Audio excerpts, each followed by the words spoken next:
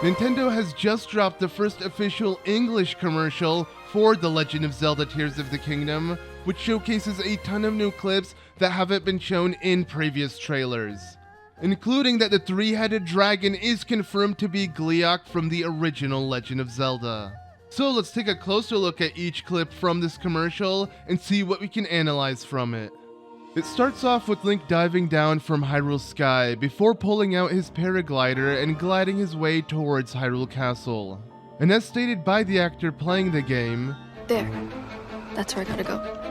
while that statement may just seem like filler for the commercial, I think it's actually much deeper than that. And what I mean by that is maybe similar to how Breath of the Wild allowed Link to reach the final boss in Hyrule Castle at the very start of the game. What if you could do the same in Tears of the Kingdom? We can see that Hyrule Castle has already risen from the ground, with malice surrounding it. So most likely Ganondorf has already awoken, awaiting for Link to reach him.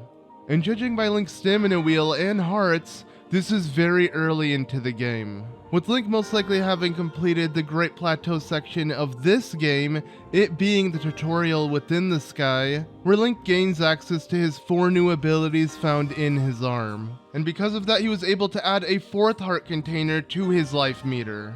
So most likely after the game's Great Plateau section, you're able to reach Ganondorf immediately, similar to how you did in Breath of the Wild.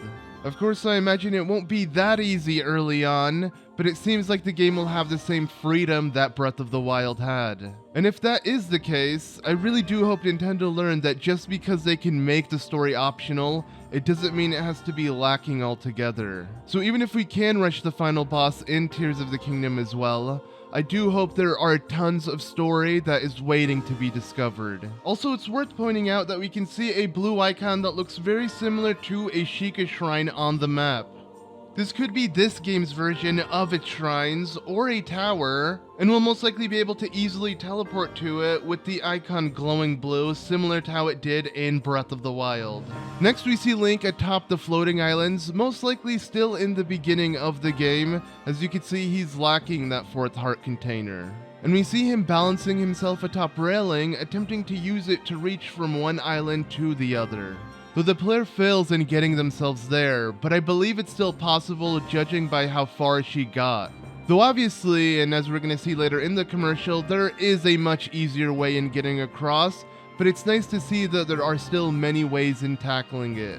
We then see a clip of Link back on Hyrule's surface, building his own Zonai creation with Ultra Hand. And with this clip, we get a better concept of how you attach the items together.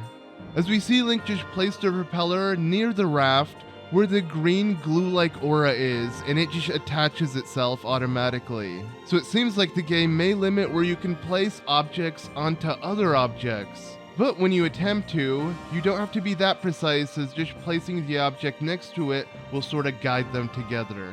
We then see the outcome of that build, with Link propelling his way across the river. Since of course Link's swimming hasn't improved, and we won't be using these creations just for the sky, but even bodies of water as well. While I know we have seen the possibility of being able to use the Ascend ability when in water, we are still unsure on what exactly it may do. So far as we know, large areas of water will remain an obstacle throughout the game. Anyways, we then see my guy with the smug face happy with what he's done. But when looking back at it, if you look at the map from where he started to where he is, he barely covered much ground.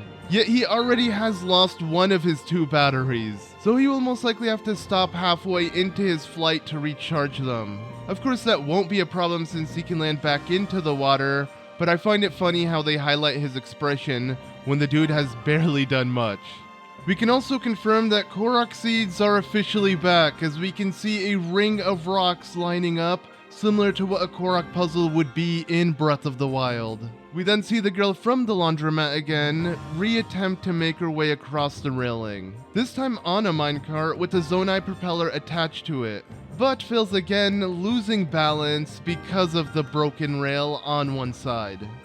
Next we see what is the most exciting part of this commercial, and that is Link facing a flame Gleeok on the bridge of Lake Hylia.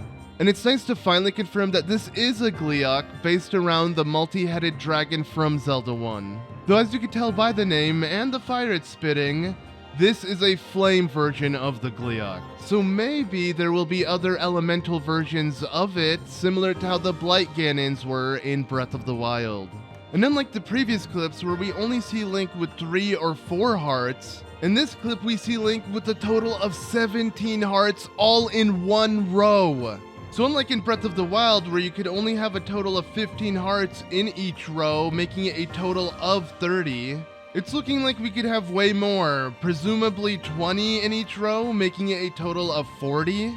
And since that is the case, I can only imagine this game being far harder than Breath of the Wild if they are giving you way more hearts to collect. So hopefully this will also give us the option of getting additional stamina wheels without it only capping at 3 in total.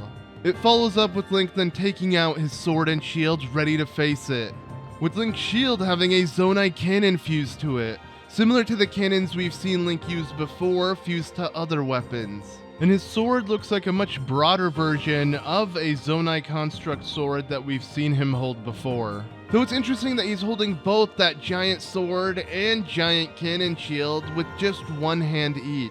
Like both of those weapons must have been really heavy to both be held one-handed. Next we see Link facing some Bokoblins and Moblins on Hyrule's surface, with his exit strategy being to ascend upwards to reach the top of their base. Also, I want to note that we can see Link wearing his Hylian hood like he did in Breath of the Wild, with the hood covering his face. And since we've already seen Link many times before with his hood down, it must mean we can toggle the hood on and off, which honestly was something I was really hoping for. So hopefully there will be other similar cosmetic customization like that. The next clip is a scene we've seen before from the final trailer, that being a giant Zonai machine emerging from the wall that it was held in. This may be a boss of sorts that is located underground that has laid dormant for so long. And speaking of the underground, the next clip shows Link exploring underneath Hyrule. We can also confirm that he is underground by just looking at the coordinates as the Y is negative, with him using an item that is fused onto his arrow as he then shoots it to light a path throughout the dark underground. And when looking at the item after hitting the tree, it is most likely some flower that lights up, which must be collected to use later in these darker areas.